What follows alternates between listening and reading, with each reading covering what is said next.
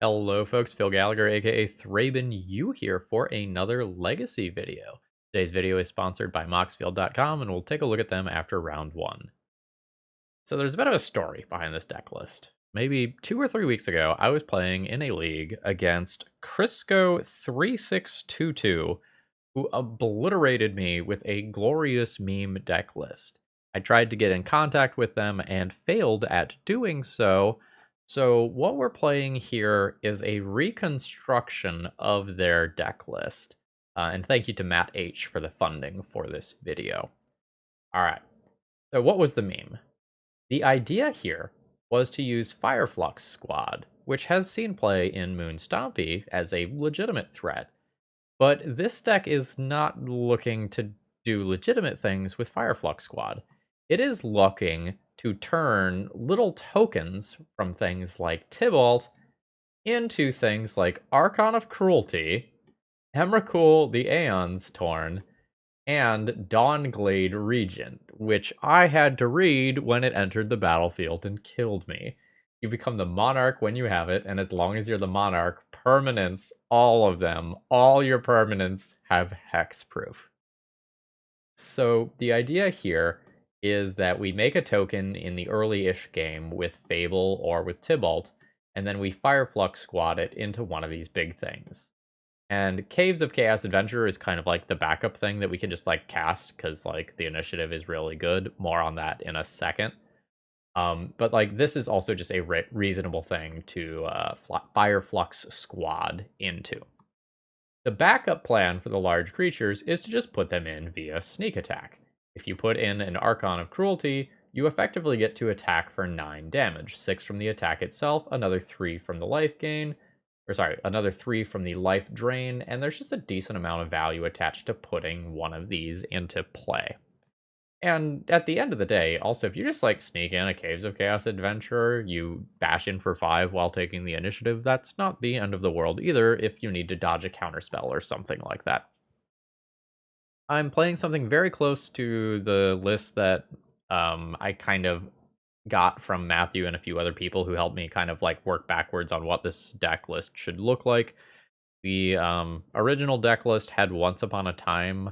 I've cut that. I didn't really want to play any actual green sources to make that castable in the mid to late game. And while it smooths out the early turns, I don't know that I can afford too many dead draws, because like some portion of the time we're just going to draw this stuff anyway.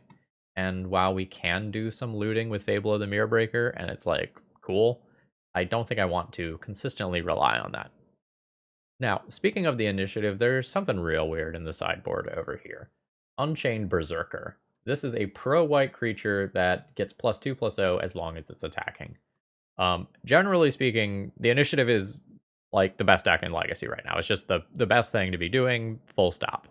And I want to be prepared for it. So even though this is kind of negative synergy with the whole Fireflux Squad thing, I think I need something that will let me take the initiative in the early game or otherwise defend myself from these large creatures until I can get to my other cards that are reasonable in the matchup. These cards are going to come at the cost of cards like Pyroblast that I otherwise might be playing for combo. All right. Today might be a little bit of a bumpy ride because we're doing something that's kind of janky and it's like a reverse engineered deck list. So we might realize pretty quickly into this that like there's some problem with the deck construction and we're missing some critical effect that we need. But this deck was so fun to play against, and I'm hoping that I put on a good show today. All right, if you're new here and you like what you see, please consider subscribing for more. And if you're a regular, throw me a like before this video begins. It's the easiest way to support my content for free. If you're in the financial position to support me, you can do so by joining my Patreon, becoming a YouTube member, and either one of those will get you access to my Discord as well as all of my articles. You can also do a donation deck list to get your deck on the channel here, and all those links and information are available in the video description. Let's battle. Okay, our mana doesn't make this hand work, which is unfortunate, because like if one of these Blood Moons was a mountain, we would absolutely be in business here. Okay. This is a turn 3 Trinisphere or Fable of the Mirrorbreaker. I don't have any mana acceleration, and once I get to this, What's my real plan? I think it's better to go to 5 than to keep this medium hand. This hand is a little short of working, but I think is the best hand so far. I'm going to need more mana off the top, but if I hit a land drop or another Mox, I have... Oh, I guess an Ancient Tomb would be kind of an awkward draw, huh? This actually might not be better than the 3 random lands turn 3 Fable hand. Do I want to go to 4? Or do I just want to have my, what, 21 question mark hits? How many lands am I looking at? 21 hits for the necessary land drop. Little sub 50%. Am I winning on 4? I don't know that I'm winning on 4. 4 is tough. But I don't know that this wins. I'm gonna go deeper. I will be keeping this as a 4-card hand. Keeping these 4 cards. This has a real plan to buy time until this land can, or this hand can improve. That said, similarly to like the hand that just was going to play a turn 3 card as its first play, this is still going to need some help from the top of the library here. So my opponent took 1 mulligan, they're on 6. They're just playing like initiative. I have the wrong side of my deck here. My opponent says, you know, thanks. Sorry for being a tryhard, just trying to get this atrocity banned. Honestly, I get it. This land is very good for us. So my opponent is going to have an onboard threat. But assuming I can stick this Blood Moon next turn, because like the Chalice baits the initial counterspell like we're seeing here, I could win this game.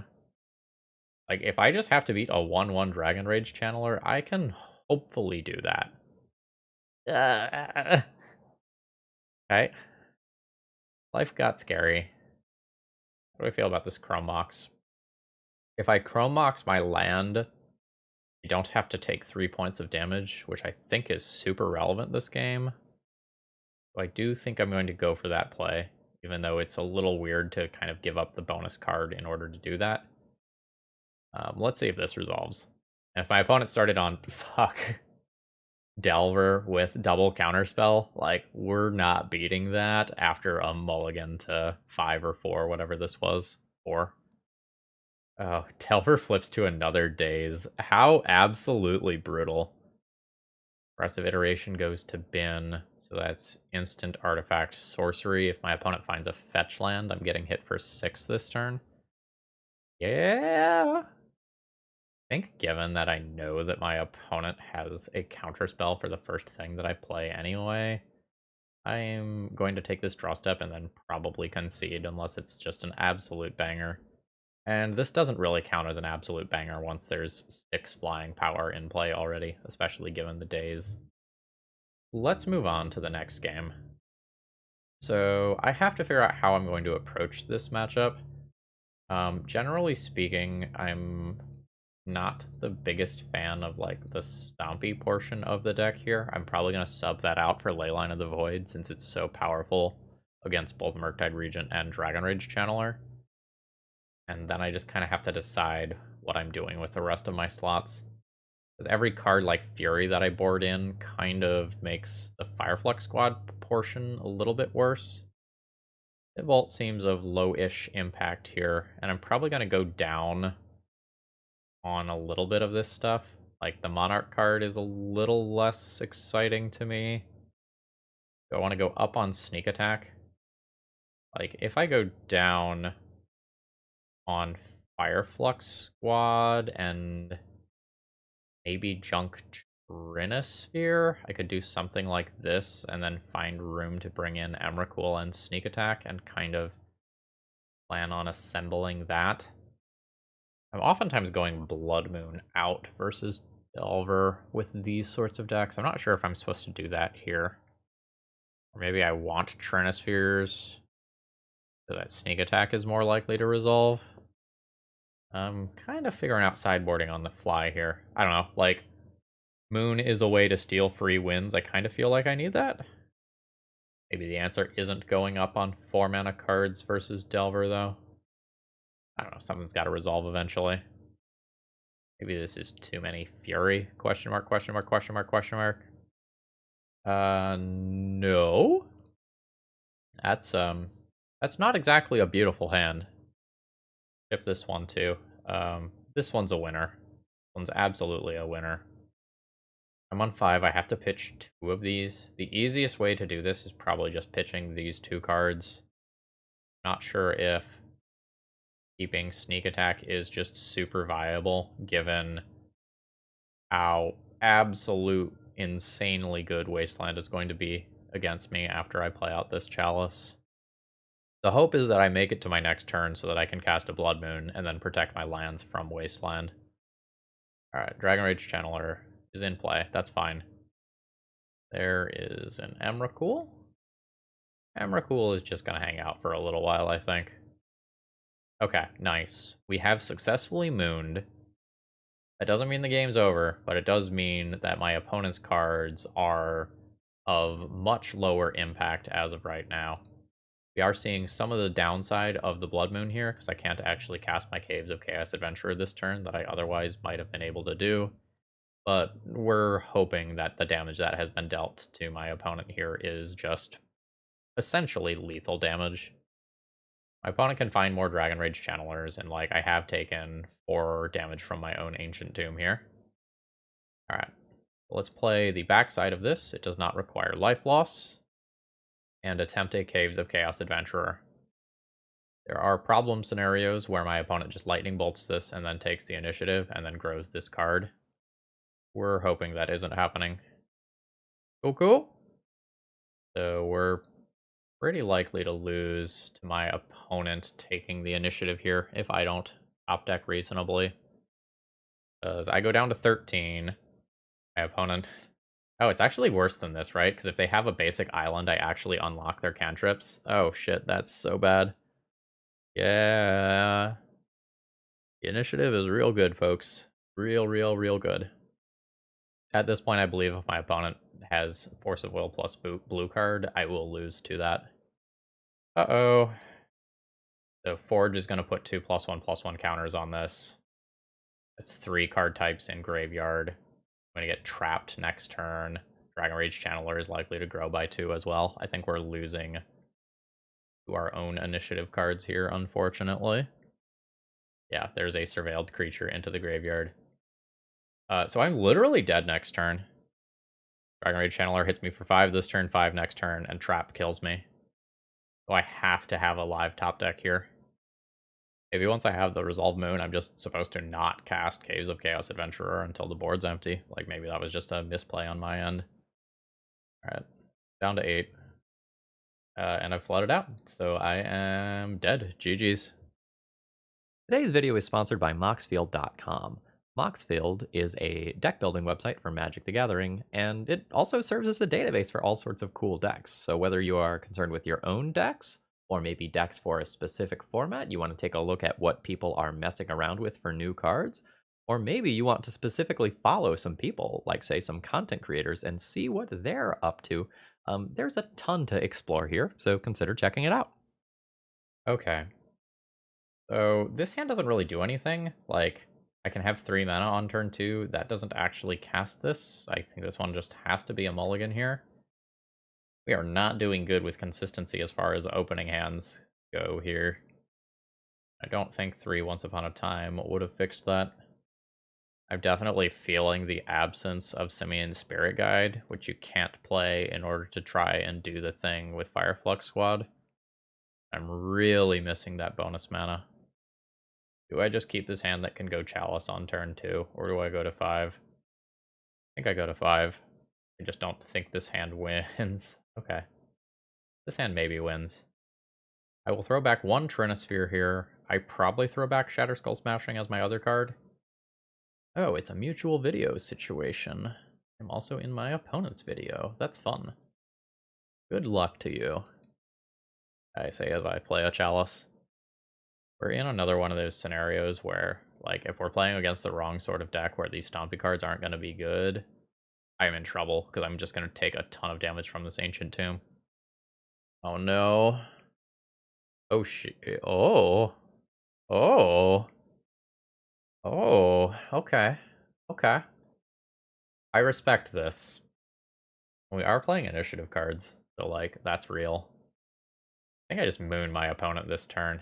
I don't know. It's kind of weird because they lose this land if I don't Blood Moon them. But if I don't Blood Moon them, they might accelerate into some nonsense this turn. Like something like a Karn could just happen. They're not playing initiative cards if they're Torpor Orbing. They could be like Mystic Forge deck. I don't know.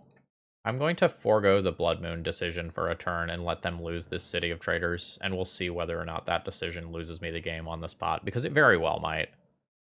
But main deck Torpor Orb's pretty uncommon, unless you're doing some absolute nonsense with, like, Eater of Days or something. It is a Plains. You let it go without floating mana? Huh. Okay. I guess I'll moon my opponent. Got a basic. I don't know how good this is actually going to be. But this means that I won't take future damage from Ancient Tomb. Alright, opponent says they're playing nonsense. That's fine. I'll play that as a land now. Oh man. I just kinda put together how good that was going to be against me. Alright, I don't know exactly what's going on over there. I wonder if they're like an affinity sort of deck. I guess I just play this out. I don't have enough mana to like really take advantage of the Shatterskull smashing portion of this card yet.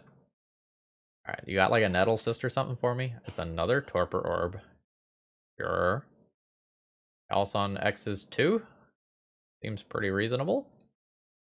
I don't know how much of their deck that shuts down. Probably at least something, given that, like, they're doing this.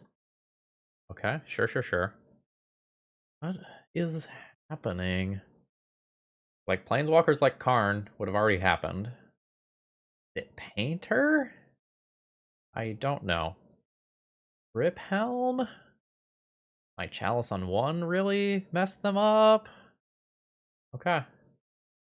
Well, you get paid off for playing your Torpor Orbs here, but this is still just a 5/3 attacker. I go through this whole game and don't learn what my opponent is playing. Okay, yeah, it is an affinity type thing.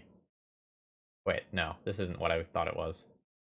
Alright, get a Plains, earn a permanent, backside, whenever it attacks or block, get a Spirit. It's a 3/4. That's fine. I'll sneak attack, I guess. I'll activate sneak attack. I lose out on a lot of value here from the Archon because of the Torpor Orb.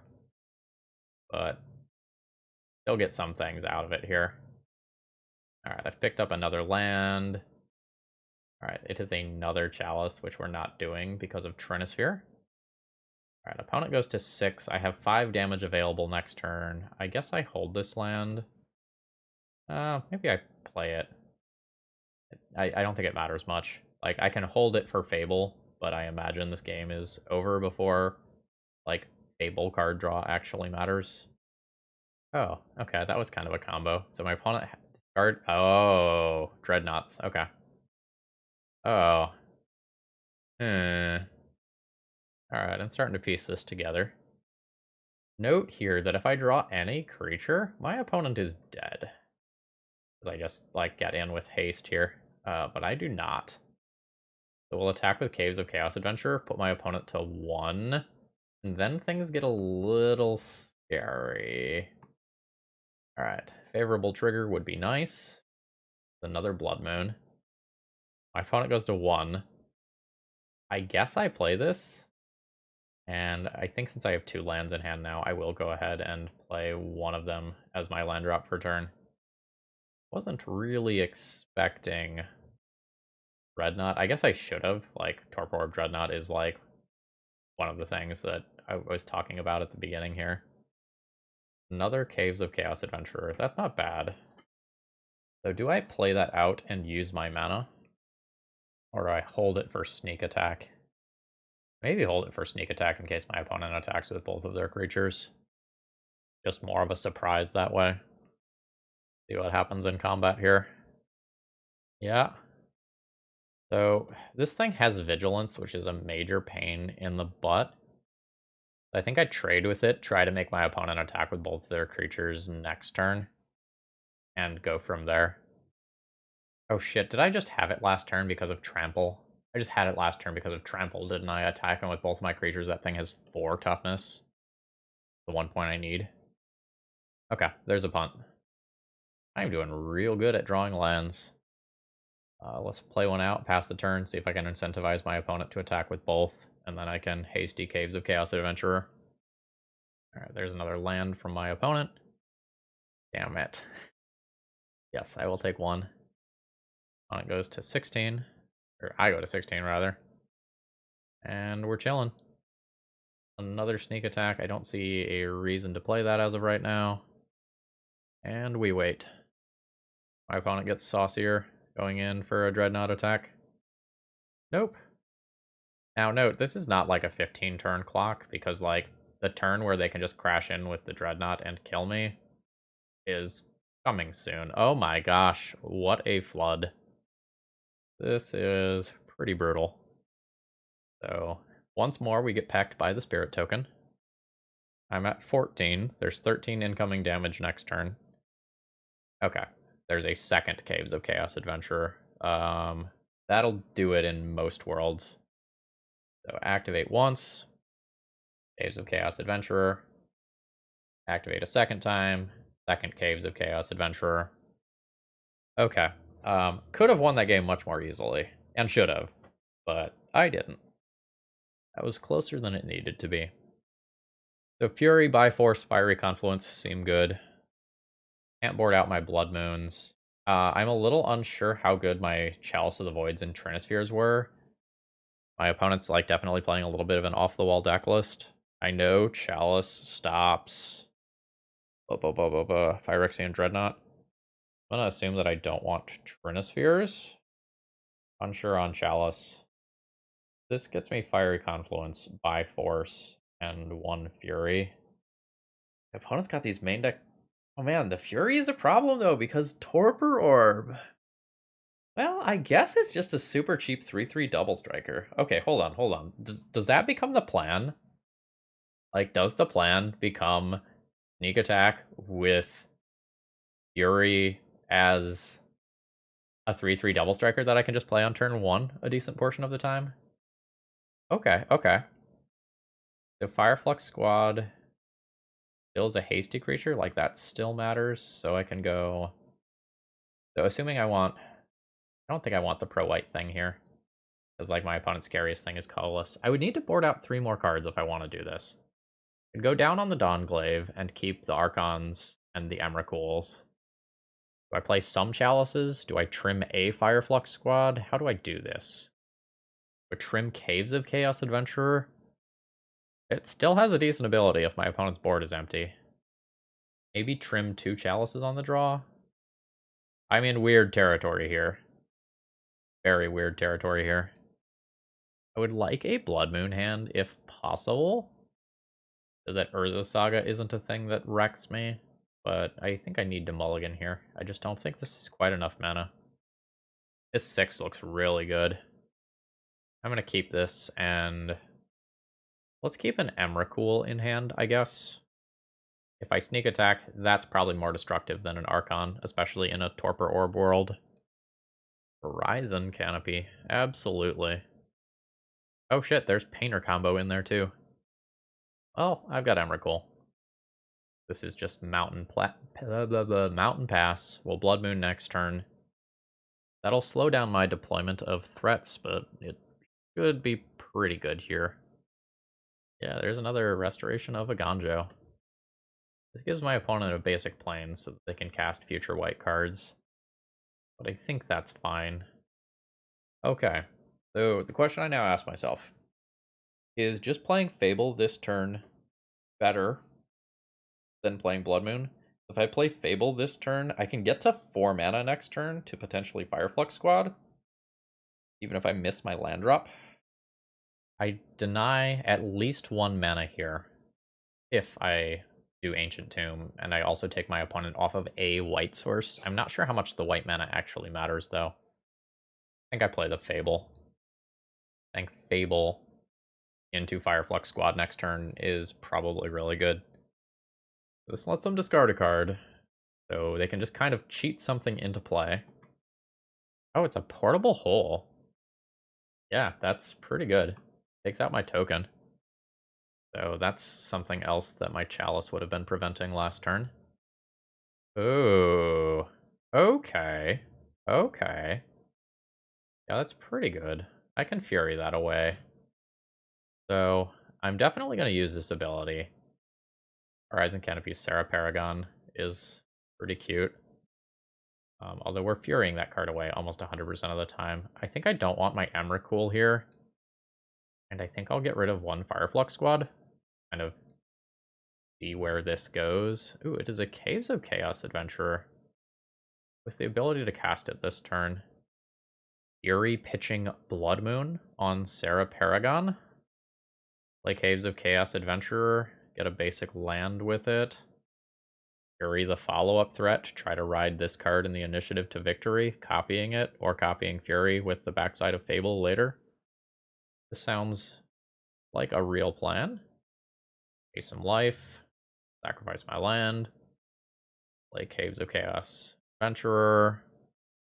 Having a basic out of the deck. I've made my land drop. Let's Fury.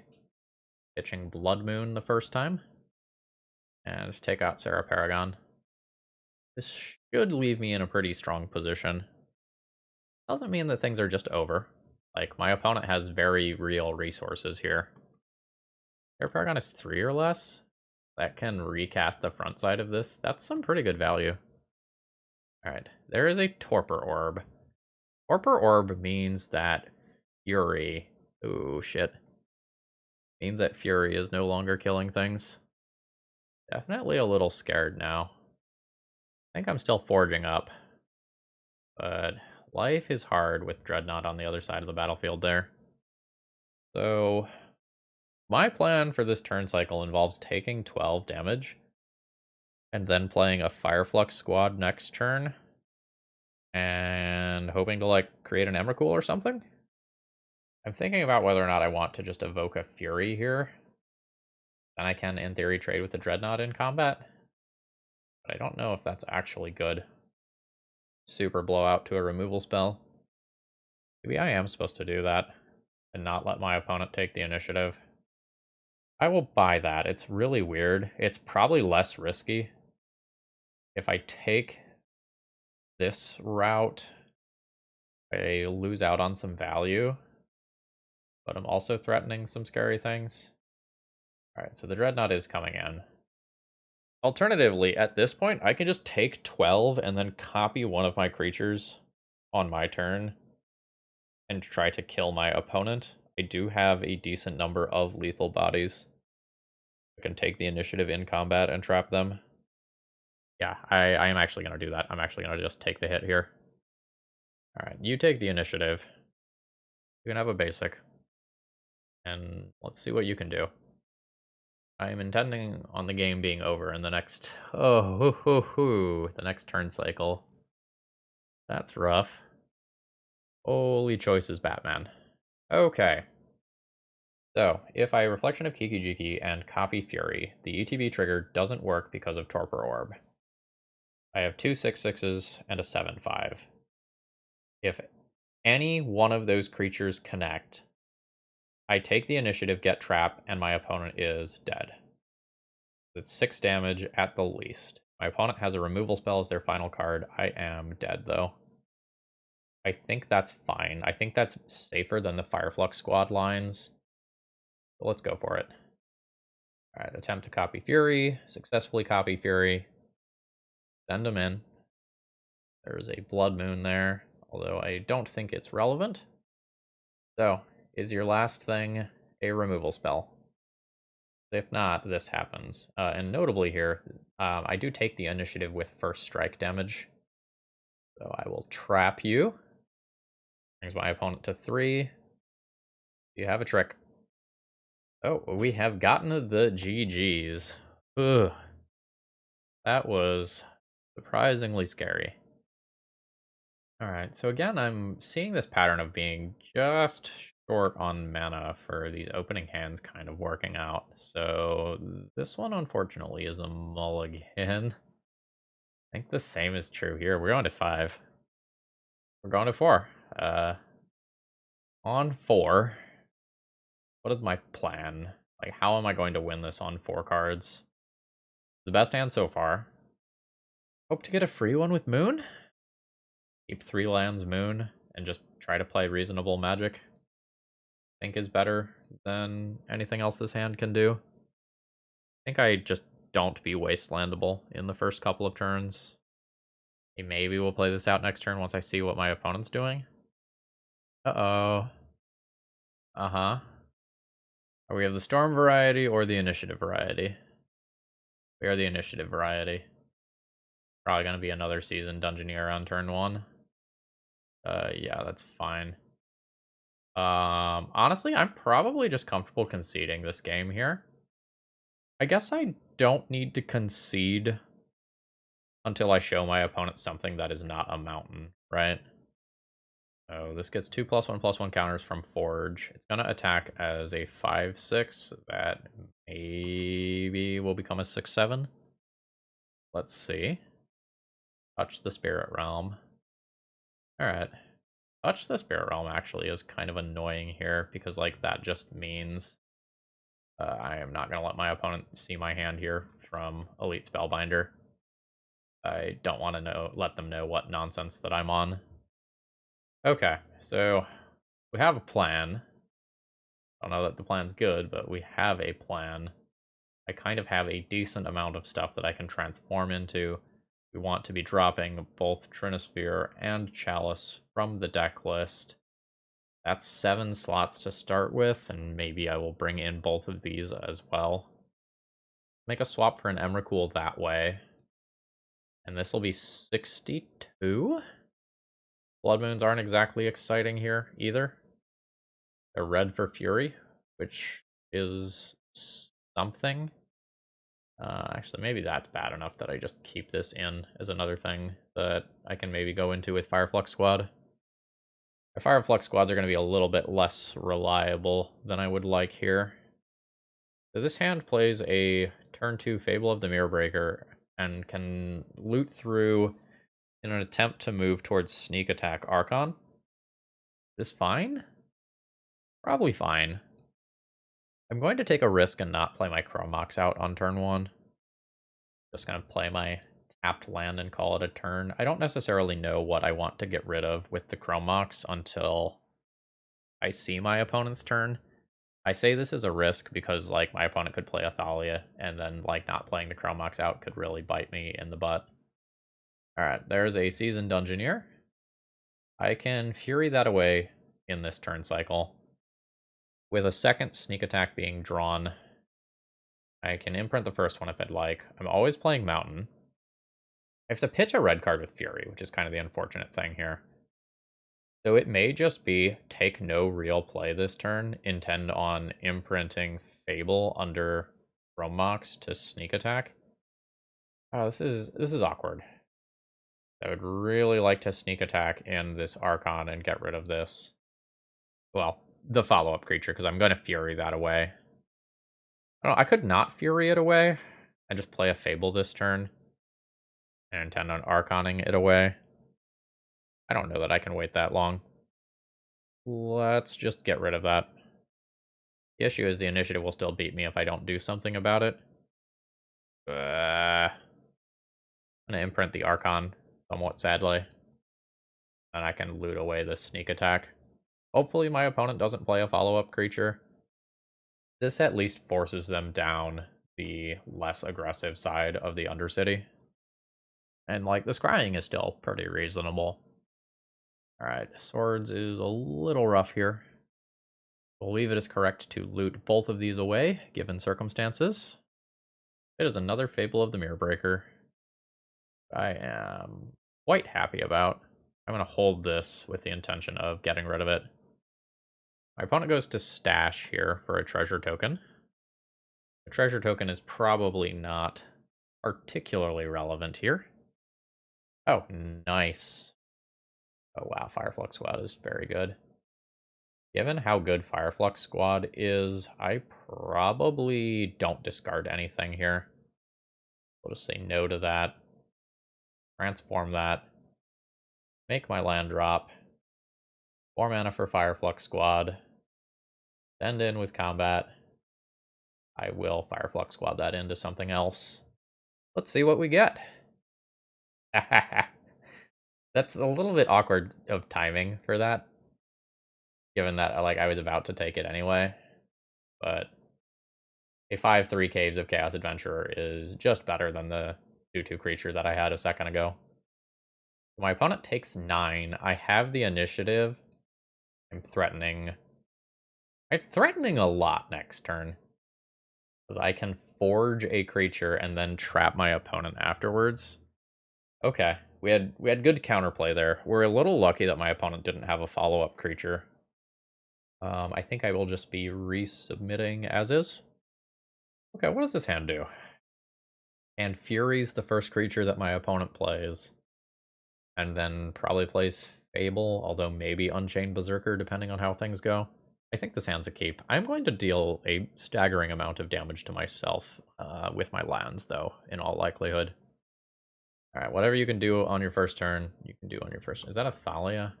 Yeah. And Solitude. Yep, okay. What else you got? I can get to Fiery Confluence. That might be hot. Third Chrome Box. What is that? Containment Priest. Sure. Yeah, so I am probably going to play out something very similar to how the last game went, where I Fury the first creature, take the initiative, and then I win the game. Blood Moon's probably the least necessary card here. Exile Blood Moon. Fury White Plume. I can play this land tapped this turn, so I don't actually, excuse me, have to take any damage from it. And that sounds wonderful. And we have to dodge my opponent drawing another initiative card, which is a little tough because I get to scry here. But even if they do, I have counterplay against it. That's bottom there. Not great for my opponent. Given that I want extra mana here, I believe this is a Fable of the Mirror Breaker over my piece of sideboard tech here. This still gets to attack next turn and take the initiative, but I can take the initiative and then Caves of Chaos Adventurer immediately, or take the initiative and then Fiery Confluence. Ooh, okay. Not taking the initiative next turn. That's then scary, because my opponent can get a creature. Get a menace creature. Notably, that is black. Ooh, Fury, nice. How do I play this turn? I would like to just play Caves of Chaos Adventurer this turn, which probably means looting through Sneak Attack. And maybe Fiery Confluence? Like, Fiery Confluence, like, the dream of blowing up 3 of my opponent's mana sources is very real. Like, that's basically an auto win. I don't know, they've got a treasure too. Maybe that's unrealistic. Let's keep the protection from white card and junk Fiery Confluence here. Okay, there is a land drop. So this is huge. That means that I just get to take the initiative before they get that skeleton. Very nice. Alright, so I'll pick up a mountain and call it a turn. Somewhat likely that my opponent has like a removal spell in hand or another land maybe. Like they didn't play out a creature for their turn. Okay, cool. I will go to the forge, make my creature swole. Yeah, Source of Plowshares is totally fine. Alright, so this transforms. I'm kind of interested in playing out Fury this turn, even though it doesn't have a target this turn, just so that I can make one next turn and represent a staggering amount of damage, especially with Trap. Although I guess I can do that next turn anyway. Alright, maybe I do it next turn. Hello, Captain Tibalt. Make a devil. And play an Unchained Berserker. Okay, that's the match. So initiative may be the boogeyman of the format, but like it's very beatable. Like, answer the first initiative card, then take the initiative for yourself and try to hold it. Pattern works. Use it. Okay, I will definitely be keeping this hand here. I believe we just put the sneak attack under Chromox and try to play just Fable into Caves of Chaos Adventurer with the intention of maybe copying it later. So let's do just that. Chromox imprints, sneak attack, play Ancient Doom, play Fable. Alright, very nice. I am pretty likely to loot away one City of Traders next turn. I will be comfortable looting away both if I just draw another land. Elves? Question mark, question mark, oh, Savannah.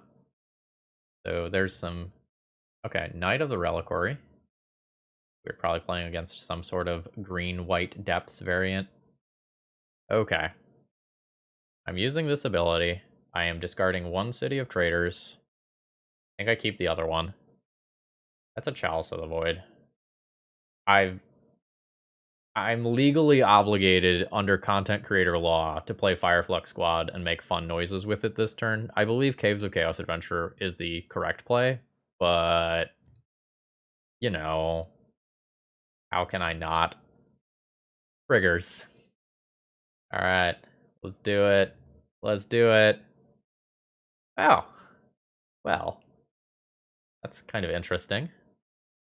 It unfortunately does allow my opponent to take the initiative in a way that it wouldn't have if I just played out Caves of Chaos Adventurer. But, you know, this is a lot of damage. I can also turn Caves of Chaos Adventurer into something else. And my opponent, like, does just have to attack with the Noble Hierarch, which is a very real cost as of right now. With just, like, 9 damage on board. And with Trap coming, this is horrifying. Like, we didn't FIREFLOOP into the biggest and scariest dumb thing that we could do. But FIREFLOOPing into that was good enough. Alright, take your initiative, get your land drop. Basic Forest. My opponent needs so much to win here. Especially considering that, like, Fable of the Mirror Breaker is just coming. I mean, Source of Plowshares is great. Jump Blocker afterwards would be strong. The Green Sun for Dryad Arbor. Yep. Ooh, oh my gosh. What a beating. So this is 1, 2, 3, 4, 5, 6 mana, 7 after Mountain. I'll recount that 2, 4, 5, 6, 7. So I can Blood Moon and Caves of Chaos Adventurer, but I have to tap my lands prior to Blood Moon. Actually, am I even supposed to do this pre-combat? I'm probably supposed to attack first and force my opponent to jump block with the Dryad Arbor so I don't take the initiative back before I do anything else. So let's crash in. Opponent's dead this turn if they don't block, because I will just take the initiative and then drain them. Okay.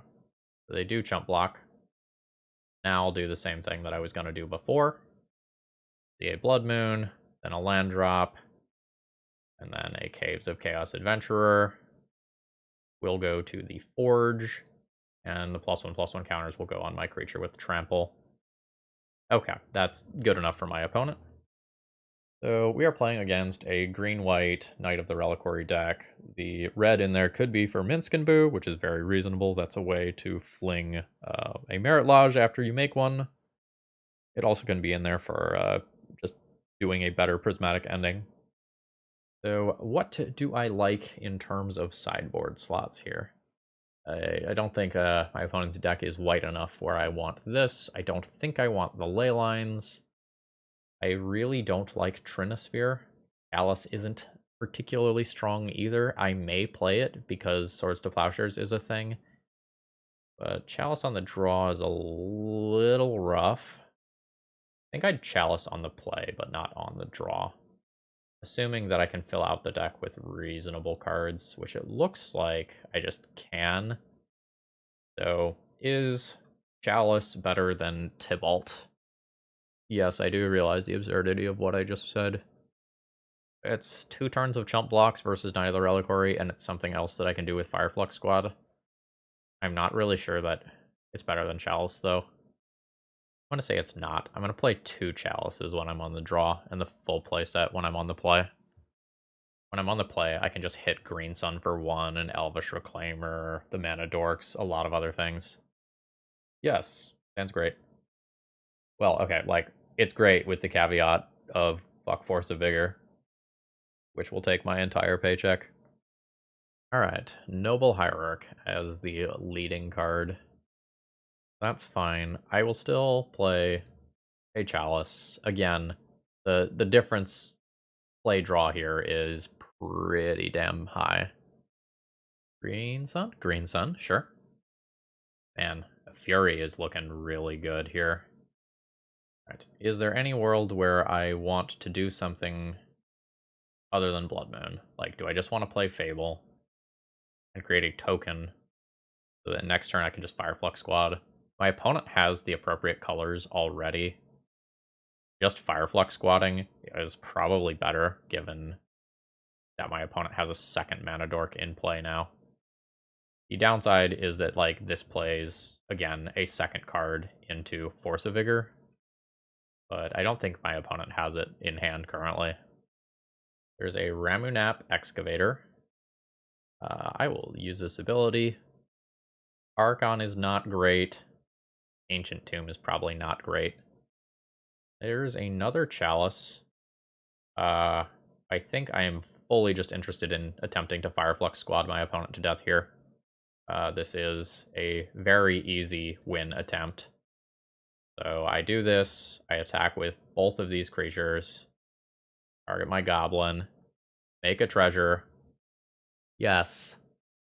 Man, why can't it just be Emrakul one time, you know? Alright, I pick up a mountain. It's 9 damage, but, like, I really wanted an Archon or Emrakul there. Like, I know that's, like, always the dream, and, like, sometimes you have to hit a Fireflux Squad or a Caves of Chaos Adventurer. But we can potentially try again next turn.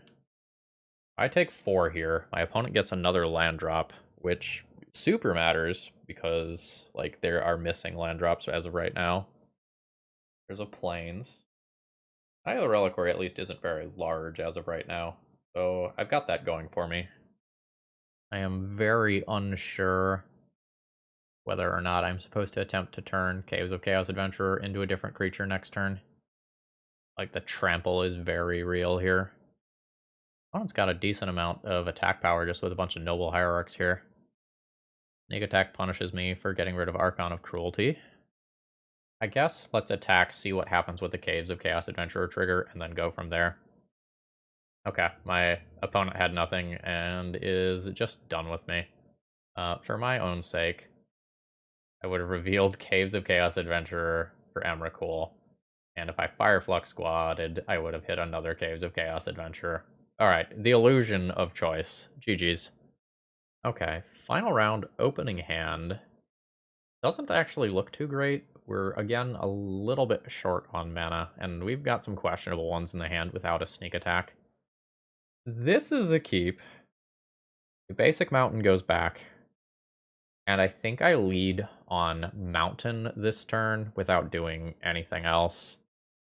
There's arguments for and against playing the Chrome Mox. The argument for is something like a Chalice of the Void or Thalia. Okay, that's actually fantastic for us because that's a wasted card from my opponent. Alright, so are we playing against yet another initiative deck? We will find out. I think, generally speaking, I have no real choice here. No matter which Chalice of the Void deck this is, I think I've got to come out of the gates swinging here. So let's jam Caves of Chaos Adventurer. Pick up my basic land. And we're super flooded here. I threw back 1 land from the opening hand, from the 6-card hand. And, like, for the speed here, we have to throw away one of our cards. So we're hoping my Caves of Chaos Adventurer lives and doesn't eat, like, a Solitude or something. Okay, we are playing against the mono white initiative deck. And my opponent gets to take the initiative back here. Now, I can take it on an attack. And block is probably not exactly favorable for my opponent, depending on what the rest of their hand looks like here. Archon of Cruelty. Hey, what if we just, like, get sneak attack with the Caves of Chaos Adventurer trigger? That'd be cool. All right, get in there, little buddy. The mountain. Oh, I think this is a massive misplay on my opponent's end. By the way, I think if you have the Solitude, you are supposed to do it before this creature actually attacks.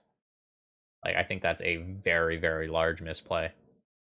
Because, like, if I hit another relevant card there, this game's probably over from, like, just that one mistake. And I'm not being hyperbolic there. Unfortunately, the game is now over in the other direction, because, like, my opponent has a 5/5 unchecked with the initiative, and... Ooh, that's rough.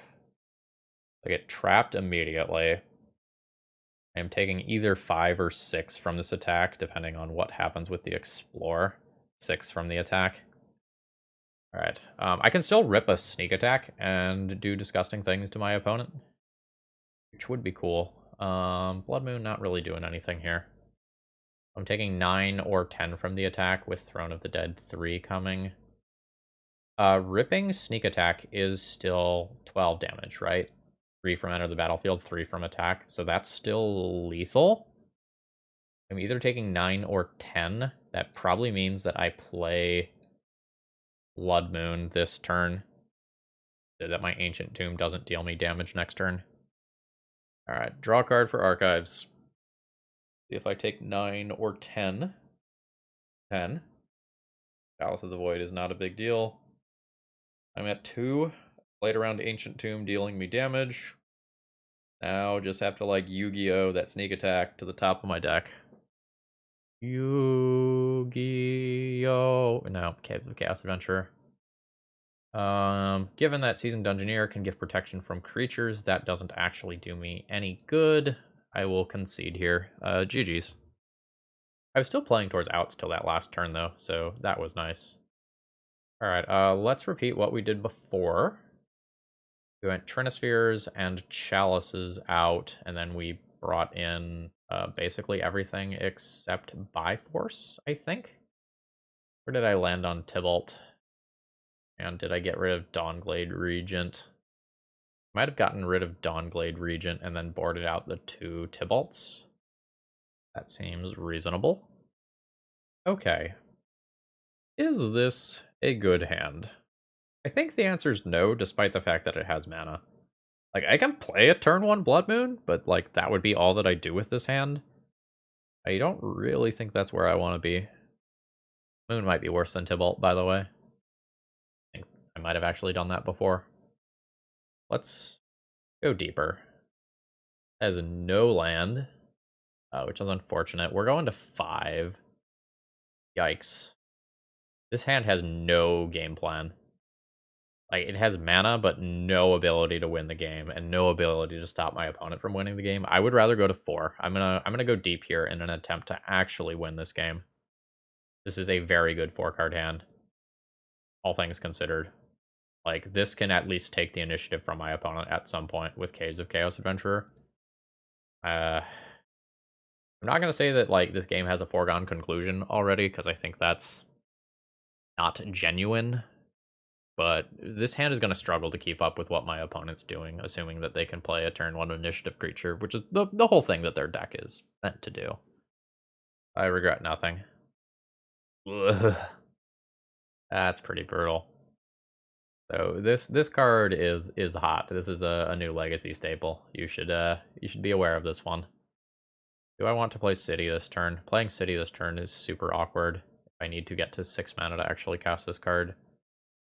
I guess I can just loot it away. I guess that should be the plan. Just, like, play this, loot away both of these cards next turn, and hope that I can do something interesting.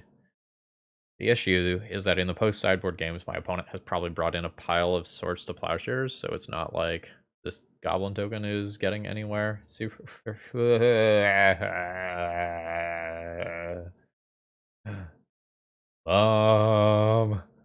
The White Reclamation Sage is bullying me. Okay. Shit. Last turn? Vigilance is good. You draw Fury. Fury clears this board. I will trade the shit out of my Goblin token for your thing. Absolutely. Oh man, that's Vigilant too. So good. Vigilance Tribal. Let's go. Down to 14. No. I think you're supposed to name some other card other than Caves of Chaos Adventurer here. Yeah. Fury is perhaps a bad name, because, like, I can pitch cast that and then just pay 2.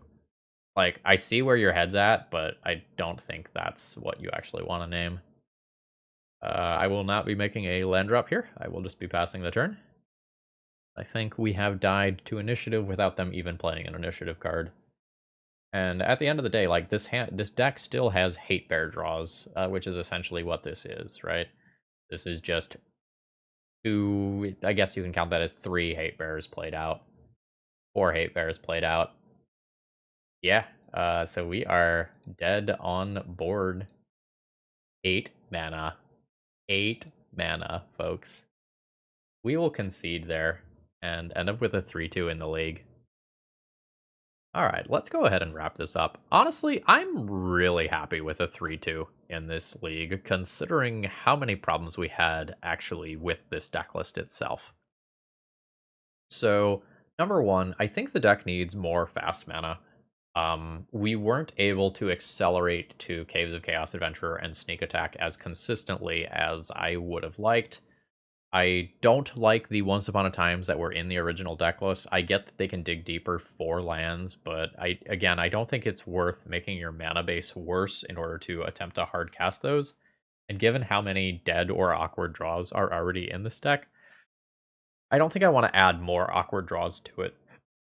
So it's possible that you want to squeeze like 4 Lotus Petal into the deck list, or it's possible that this deck is just trying to do too much. Like, Caves of Chaos Adventurer slapped this league. Like, Caves of Chaos Adventurer and Fable of the Mirror Breaker did very real things that won us games of Magic pretty consistently, and the Sneak Attack plan was reasonable as well. But the Fireflux Squad thing was finding us Caves of Chaos Adventurer more frequently than it was, like, the cards that like, the original builder of this deck list wanted them to hit. And maybe that means you're not supposed to play Caves of Chaos Adventurer, and you're supposed to just, like, play a 4th Sneak Attack and a few more, like, token-based, air quotes, creatures for the early game. You go that route, maybe you do need more selection, and at that point you do need the Once Upon a Times. I'm a little bit unsure. One thing I'll say here, the initiative very clearly is one of the best things to be doing in Legacy. Like, this deck was a little suspect, but, like, Yuri plus initiative cards was very, very good. And Fable of the Mirror Breaker copying some of these things was strong. I'm not sure about, like, this as a piece of tech for this deck list specifically. It's one of those things that I threw in immediately before borrowing the cards, but, like, in thinking about the interactions with Fireflux Squad, it's awkward. Like, it's another creature that I can play out early and then turn into something better later, but it's also one more bad, air quotes, bad hit with Fireflux Squad. So, like, that's a thing as well.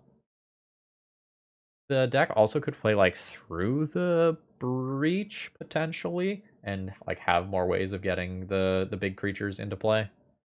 Ultimately, I kind of wish I had the other Emrakul in the main deck over this card. Like, I know I never, like, got this one into play, but I was boarding in that Emrakul and that extra Sneak Attack basically every round, which probably means they should just be in the main deck in the first place. All right, let's go ahead and call it there. I hope you enjoyed. This was a really fun league to play, and I hope it showed you that, like, even when you're playing against, like, one of these very strong initiative decks that is probably the best deck in Legacy, like, there is still real counterplay to be had there. Anyway, please throw me a like on the way out if you enjoyed the video. It helps out a lot. If you have any thoughts about the deck building, please throw them in the comments. Would love to read them. All right, have a great rest of the day. See ya.